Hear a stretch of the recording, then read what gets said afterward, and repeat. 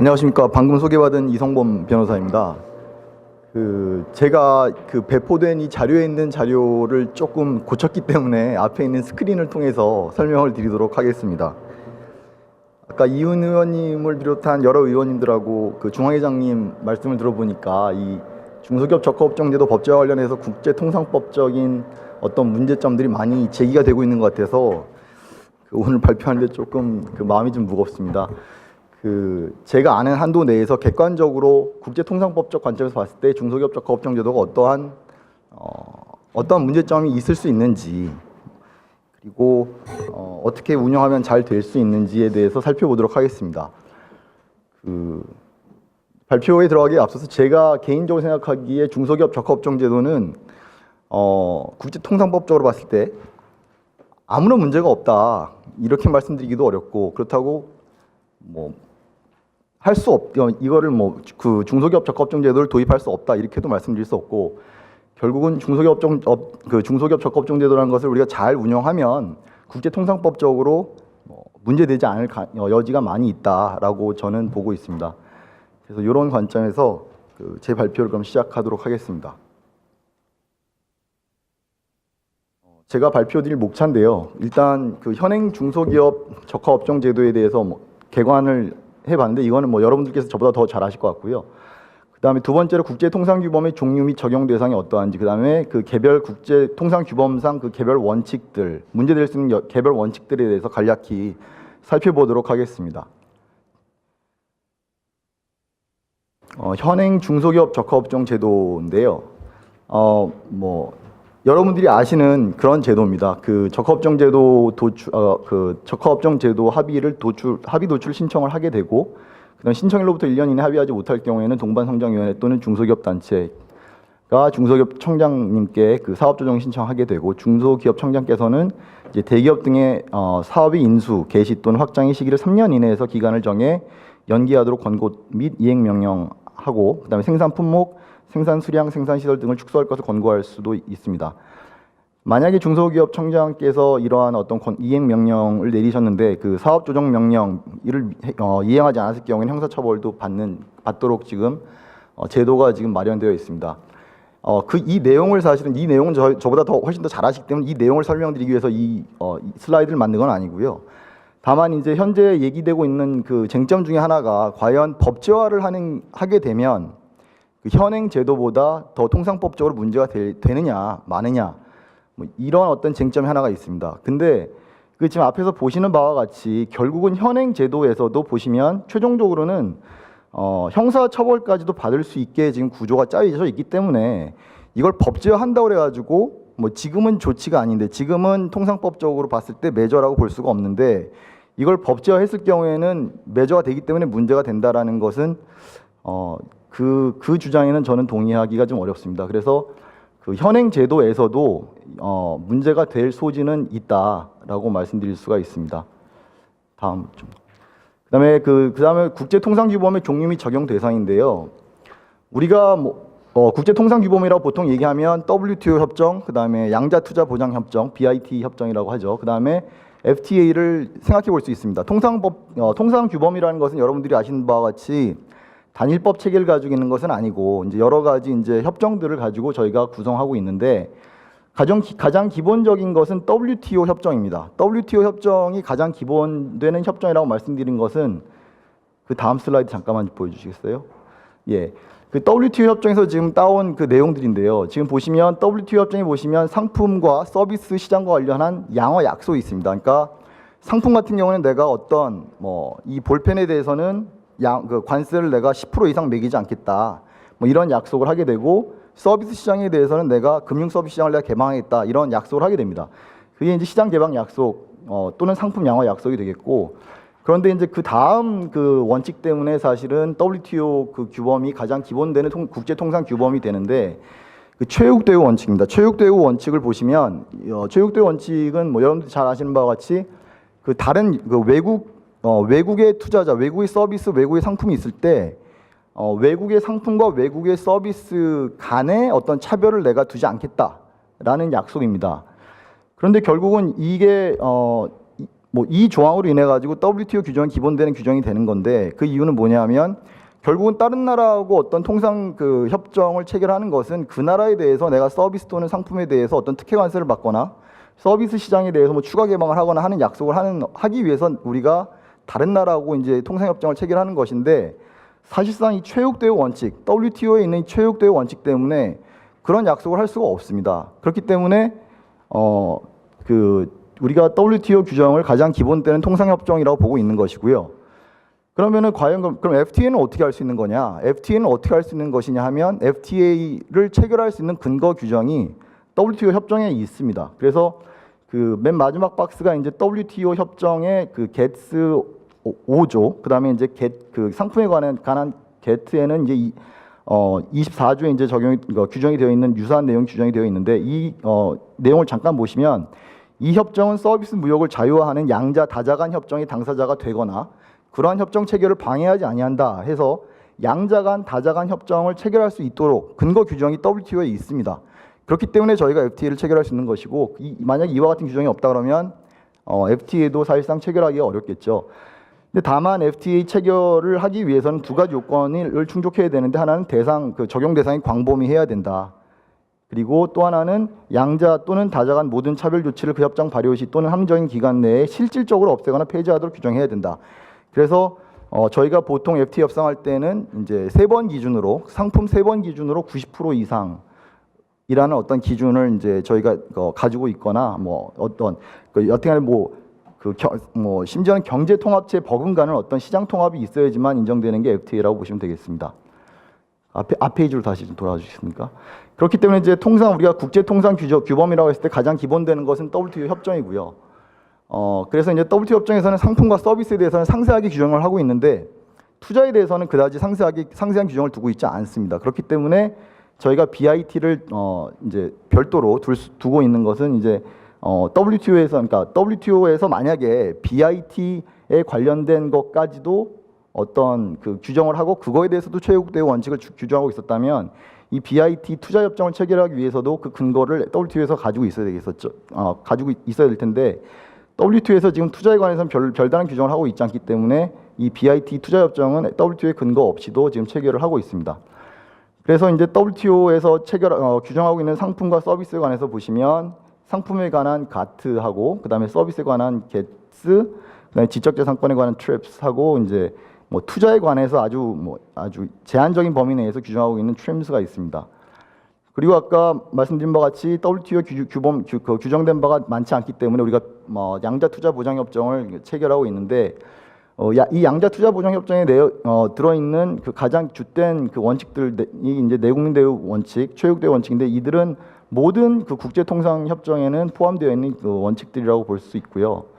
그 상품과 서비스와는 달리 이제 투자 보장 협정 내지는 이제 FTA 투자 챕터에서 우리가 볼 수 있는 원칙들은 수용에 관한 원칙과 그 처우의 최소 기준 원칙이 있고 그다음에 그 투자자 국가 간의 분쟁 해결 절차를 다루고 있는 ISD 절차를 규정하고 있습니다.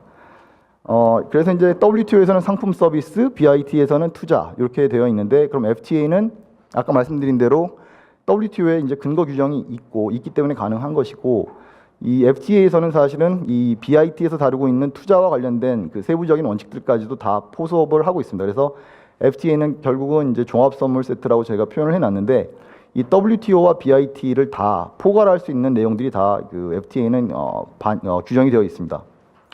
다음 페이지. 국제통상규범의 내용에 관해서 살펴보면 이제 개별 원칙들에 대해서 살펴보겠는데요. 내국민 대우 원칙과 체육 대우 원칙이 있습니다. 먼저 이제 내국민 대우 원칙인데요. 내국민 대우 원칙 그 앞에 나와 있는 이 영어로 되어 있는 내지는 나중에 보시면 국문으로 되어 있는 이 원칙들은 나중에 살펴보시면 될 것 같고 내국민 대우 원칙이라는 것은 결국은 외국산 물품하고 외제 물품하고 국산 물품하고 차별하지 말라라는 원칙입니다. 이게 이제 상품에 관한 내국민 대우 원칙인데요. 그러니까 내국민 대우 원칙은 이제 그 외산 물품하고 국산 물품을 차별하지 말라는 건데 저희가 이제 규범적으로 법적으로 봤을 때 법 자체에서 사실은 국산 물품에 비해서 이제 외산 물품을 차별하는 경우는 별로 없습니다. 그런데 저희가 여기서 지금 주의해야 될 점 하나는 사실상 내국민 대우 원칙이라는 게 있습니다. 사실상 내국민 대우 원칙이라는 것은 규범 그 자체에서 보면은 그 차별을 하지 않고 있는데, 국산품과 이제 그 외산품, 외제품을 차별하지 않고 있는데, 그 시장에서의 어떤 현실을 고려했을 때 그 객관적인 잣대를 적용하다 해 보면 그 어떤 시장 상황 때문에 차별이 일어날 수밖에 없는 이러한 경우에 저희가 사실상 내국민 대우 원칙 위반이라고 얘기하고 있습니다. 그 제가 최근에 이러한 예로 이제 이게 저는 이제 뭐 신문에 나는 것만 보고 드리는 말씀인데, 최근에 신문을 읽으면서 그 중국산 전기차 배터리 인증과 관련된 뉴스가 나왔었는데요. 그 중국 전기차 배터리 인증과 관련해서 사실상 내국민 대우 원칙 위반 여부를 한번 검토해 볼 수 있지 않나라는 생각이 들었습니다. 왜냐하면 그 신문 기사를 보니까 여기 보시면 중국 정부가 인증을 이제 새롭게 도입을 했는데 기준이 두 개라고 합니다. 그 연간 생산 능력 8기가와트가 하나의 기준이고, 최근 2년간 무사고, 이 두 가지 기준을 가지고 인증을 부여하고 보조금을 주고 있는데요. 이 두 가지 기준을 이제 중국 시장에 적용을 해보니까 중국 회사인 BYD와 옵티머 나노 이 두 곳만이 이 기준을 통과한다는 거예요. 그리고 우리나라의 LG화학이나 삼성 SDI는 이 기준을 통과하지 못한다는 거죠. 그렇기 때문에 이 인증의 기준인 연간 생산 능력 8기가와트라는 것하고 최근 2년간 무사고란 이 두 가지 기준을 보시면 객관적입니다. 사실은 국산품하고 외제품을 차별하지 않죠. 근데 이것을 중국 시장에 대입을 해 보니까 중국 회사인 BYD와 옵티멈 나노 이 두 개 회사만 통과하고 다른 나라 회사들, 우리나라 회사들을 비롯한 다른 나라 회사들은 통과하지 못한다고 하는 기사가 있었습니다. 그래서 정말 이게 사실이라면 우리가 사실상 내국민 대우 원칙 위반을 한번 살펴볼 수 있지 않나라는 생각이 좀 들었습니다. 이와 같이 이제 객관적인 제도 자체는 객관적인데 시장에 대입했을 때 자국산 기업만이 어떻게 보면 보호받거나 인증을 받을 수 있는 이런 결과가 초래된다 그러면 이러한 경우에도 내국민 대우 원칙 위반으로 저희가 보고 있습니다. 다음 슬라이드로 좀 넘어가 주겠습니다.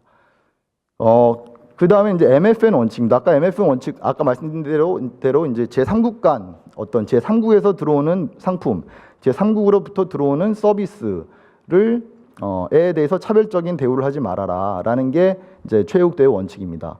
그리고 마지막에 있는 것은 이러한 것, 지금까지 저 위에 있는 것들은 상품과 관련된 내국민 대우 원칙, 최욱 대우 원칙이었는데 그 투자와 서비스에 관해서도 같은 원칙들이 있다라는 것을 그냥 보여드리기 위해서 제가 반영해 놓은 것입니다. 예, 그 다음에 이제 이것은 그 중소기업 적합업종 제도 관련된 것들인데요. 그 보신 바와 같이 사실은 중소기업 적합업종 제도라는 것은 국내에 있는 회사들에 관한 그 적용되는 어떤 제도이기 때문에 상품 수입이나 서비스 수입과는 관련이 없습니다. 그래서 게트나 게츠와는 상관이 없고 마지막에 투자와 관련된 여러 가지 원칙들만이 중소기업 적합업종 제도와 관련해서는 문제가 될 것입니다. 다음 슬라이드 넘어주십니까? 그래서 이제 그 투자와 관련된 여러 가지 원칙들 중에서 중소기업 적합업종 제도가 이제 어떤 평가를 받을 수 있는지를 살펴보시면 최욱 대우 원칙은 사실은 중소기업 적합업종 제도를 도입한다 하더라도 저희가 다른 나라 뭐 미국 기업과 중국 기업, 일본 기업 이런 어떤 다른 나라 기업들에 대해서 차별적으로 적용할 여지가 매우 낮기 때문에 문제될 가능성이 희박하고요. 내국민 대우 원칙은 아까 말씀드린 대로 원칙적으로는 문제되지 않겠으나 시장의 어떤 상황들을 고려해서 제도 시에는 약간의 주의를 기울여서 운영해야 될 필요가 있을 것 같습니다. 그 다음에 시장 접근 원칙과 국내 규제 제도인데요. 간략하게 말씀드리면 시장 접근 규정은 국내로 들어오는 어떤 외국 기업들이 국내로 들어오는 외국의 어떤 기업들이 국내 기업을 설립하는 이런 것들을 규정하는 원칙이라고 보시면 되겠고, 국내 규제 규정이라는 것은 일단 국내에 들어온 다음에 뭐 안전 인증이라든지 위생 기준이라든지 이와 같이 우리나라 국내외 기업에 차별적으로 적용되지 않는 일반적으로 적용되는 어떤 여러 가지 기준들, 그 규제들이라고 보시면 될 것 같습니다. 규제들을 이제 규율하는 원칙이라고 보시면 될 것 같습니다. 이제 WTO에서는 이와 같은 규정인데 맨 마지막에 괄호 쳐놓은 것만 보시면 될 것 같습니다. 그 WTO 시장 접근 규정을 보시면 서비스 공급자 수를 제한하지 말아라. 그리고 공급하는 서비스 또는 자산 총액을 제한하지 말 것. 그다음에 공급하는 서비스의 수량을 제한하지 말고, 그다음에 피용자의 총수를 제한하지 말고, 그다음에 법인 설립 형태를 뭐 어떤 제한하지 않고 그다음에 외국인 투자 지분을 제한하지 않을 것을 규정하고 있습니다. 방금 전에 보신 것 중에서 다른 것들은 다 뭐 피용자 수를 제한하지 말 것, 그다음에 서비스 공급자 수를 제한하지 말 것은 뭐 너무나 명확하게 아실 수 있을 것 같은데 요 B호하고 C호는 좀 내용이 좀 난해해서 그런 것들이 어떤 것들이 있는지를 살펴보기 위해서 이제 WTO에서 그런 예들을 이제 지금 제시하고 있습니다. 그래서 자산 총액이라든지 공급하는 서비스 총액을 제한하지 말아라. 이것의 의미를 보시면 그 예를 들어놓은 게 그 WTO 예입니다. 예를 들어놓은 게 국내 금융기관 총 자산 중 외국계 금융기관 법인의 자산이 차지하는 비율을 뭐 몇 %로 제한하는 것, 이런 것은 금지된다라고 되어 있습니다. 그런데 중소기업 적합업종 제도라는 것들이 어떤 국내 그 어떤 총 자산 중에서 외국산이 차지하는 비율을 뭐 몇 %로 제한하는 이러한 제도는 아니기 때문에 이 비호 위반이라고 보기는 어려울 것 같고, CO도 역시 마찬가지로 사실은 그 WTO에서 내놓은 예를 보시면 외국 영화 등의 상영 시간을 제한하는 경우, 옛날에 저희가 지금 그 영화에 관해서 이제 쿼터를 뒀었는데 이러한 제도들을 얘기하는 것이고, 이 중소기업 적합업종 제도가 그 외국 영화 쿼터제와 같은 어떤 이러한 제도들이라고 보기는 어렵기 때문에 CO 역시 마찬가지로 위반된다고 보기는 어려울 것 같습니다. 그래서 결국은 저희 나라 그 중소기업 적합업종 제도가 시장 접근 규정을 위반하는 것으로 보기는 좀 어렵지 않나라는 게 제 개인적인 생각입니다. 그다음에 시장 접근 규정은 이제 BIT에도 있고 그다음에 FTA 인베스트먼트 챕터에도 있습니다. 그래서 죄송합니다. 시장 접근 규정은 BIT 또는 이제 그 투자 챕터에는 없습니다. 그래서 이런 것들은 이제 관련이 없는데, 다만 서비스와 관련된 그 투자에는 이 시장 접근 규정이 적용이 됩니다. 그래서 그 고점, 그 제조업과는 관련이 뭐 깊지 않지만 서비스업에 대해서 중소기업 적합업종 제도를 통해서 이제 중소기업 적합업종으로 이제 지정할 때는 저희가 시장 접근 규정도 살펴봐야 될 필요가 있다라는 말씀을 드리고 싶습니다. 그다음에 이제 국내 규제 규정인데요. 그다음 이 간략히 보시면 조치가 합리적, 한목적적이며 공평하게, 공정하게 집행되어야 한다는 내용을 담고 있고, 결국 이제 중소기업 적합업종 제도가 도입됐을 때 중소기업 적합업종 제도를 합리적, 한목적적으로 이제 적용을 하고 그다음에 공정, 공평하게 집행해야 된다라는 내용이고요.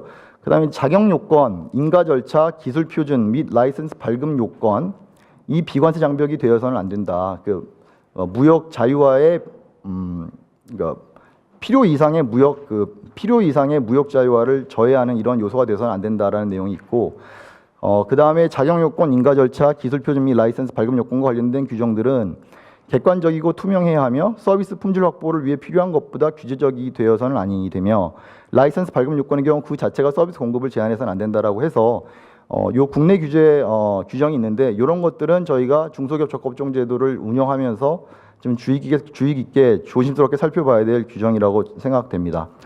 그 마지막으로 회원국이 서비스 시장 개방을 약속할 당시 다른 WTO 회원국들이 예측할 수 없었던 방법으로 서비스 시장 개방 약속을 침해하거나 형해화해서는 안 된다라는 내용이 있는데요. 사실은 이제 WTO를 저희가 출범할 당시가 1995년도인데 그 당시에는 고유업종 제도가 있었습니다. 그래서 고유업종 제도가 사실은 WTO에서 우리가 약속을 서비스 시장 개방 약속을 할 때는 고유업종 제도라는 제도가 있었기 때문에 뭐 중소기업 적합업종 제도와 유사한 제도가 있었기 때문에 마지막 그 규정은 저희가 중소기업 적합업종 제도를 도입하는데 저해가 되지는 않을 것 같습니다. 아까 원칙들을 말씀드리면서 다 말씀드렸던 내용인데요. 그 중소기업 적합업종 제도와 관련해서는 그 시장 접근 원칙은 원칙적으로 문제가 되지는 않을 것 같습니다. 그리고 이제 국내 규제 제도와 같은 경우에는 이제 서비스 품질 향상이라든지 여러 가지 요건들이 있는데, 이런 요건들은 저희가 좀 주의 깊게 염두에 두면서 중소기업 적합업종 제도를 운영할 필요가 있다는 생각이 됩니다.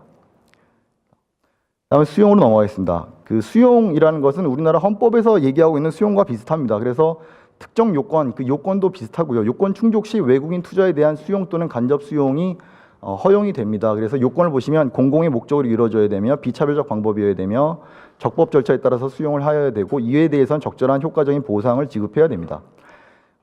그리고 이제 간접 수용이라는 것에 대한 여러 가지 논의가 있었는데, 간접 수용은 사실은 그 소유권이라든지 소유권 행사를 사실상 형해화시킬 정도가 아니면 인정되지 않는 것이기 때문에, 간접 수용도 사실상 수용에 버금가는 어떤 규제가 있어야지만 인정이 되는 것입니다. 그 중소기업 적합업종 제도와 관련해서 보시게 되면 사실은 그 밑에 부분인데요. 사업 이양 권고 처분하고 이제 사업의 전부 일부의 철수 권고 처분은 이 수용 규정에 해당할 가능성이 높습니다. 그래서 이런 어떤 사업 이양 권고 처분이라든지 사업의 전부 일부 철수 권고 처분을 할 때는 사실은 목적이 공공의 목적이 이루어져야 되고 또 효과적인 어떤 보상이 이루어져야 됩니다. 그래서 설령 이게 사업 이양 권고 처분, 사업의 전부 일부 철수 권고 처분 할 때는 이 보상은 반드시 이루어져야 될 것으로 보여지고요. 그렇기 때문에 이 두 가지 처분에 대해서는 저희가 좀 주의 있게 살펴볼 필요가 있고, 그렇지만 사업 확장 자제라든지 진입 자제 권고 처분은 기업의 재산권 자체에 대한 처분이 아니고 이로 인해서 기대이익 등의 침해가 있다고 볼 수 있을지 좀 의문이 들기 때문에 이런 것들은 수용이라고 보기가 어려울 것 같다고 저는 생각을 합니다. 보론은 한 가지만 더 말씀드리고 싶습니다. 이 마지막 슬라이드인데요. 사실은 그 국제통상규범, 중소기업 적합업종 제도가 국제통상규범에 반한다라는 논의들이 여럿이 있는데, 저희가 좀 참고할 만한 내용들이 몇 가지가 있는 것 같습니다. 그 국제통상규범을 준수해야 한다는 대전제를 그 법 자체에서 규정할 수 있는 방법이 있는데, 미국의 어떤 여러 가지 법들이 이런 내용들을 담고 있습니다. 즉, 그 American Recovery and Reinvestment Act라고 하는 이 미국 법인데요. 이게 1998년도 미국 금융위기 이후에 이제 미국 정부에서 이제 그 투자를 이제 확대하기 위해서 도입한 법인데, 도입하고 확대한 법인데, 여기 보시면 use of 그러니까 미국산을 정부 돈으로 무슨 사업을 할 때 반드시 미국산을 써야 된다라는 내용이 섹션 1605에 있었습니다. 이 내용을 가지고 사실은 그 D호는 없었고 A호만 원래는 있었습니다. 그 국회에서 미국 의회에서 이제 얘기가 됐을 때.